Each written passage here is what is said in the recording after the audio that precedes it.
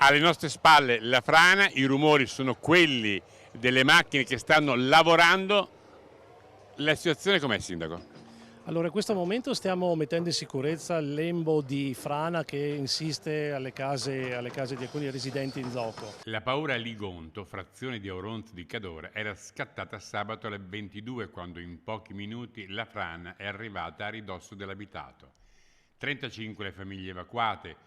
Per fortuna l'emergenza si è risolta nel giro di una sola notte. Abbiamo ospitato durante lo sfollamento, diciamo, delle famiglie durante la notte del 1° agosto, abbiamo ospitate un po' di famiglie all'interno della palestra comunale, altri hanno trovato ospitalità presso amici, parenti o conoscenti, quindi la situazione poi è rientrata la mattina successiva in cui abbiamo preso coscienza dell'evento franoso e di fatto abbiamo visto che il pericolo, insomma, è limitato solo a queste due case qui. Ora la preoccupazione è che possano esserci altri eventi franosi e a questo scopo ci si sta adoperando per creare una sorta di via di scorrimento ad eventuali altri detriti che dovessero scendere a valle. Stiamo operando per, in caso di nuovo evento meteo avverso, la frana verrà convogliata alle mie spalle, verrà dirottata verso il pianoro che c'è al lato sinistro e quindi avrà modo di essere sfogata lungo il prato, non verso le abitazioni. Rimane per il momento, per una cinquantina di casi, il divieto di utilizzare l'acqua che non è ancora tornata ad essere potabile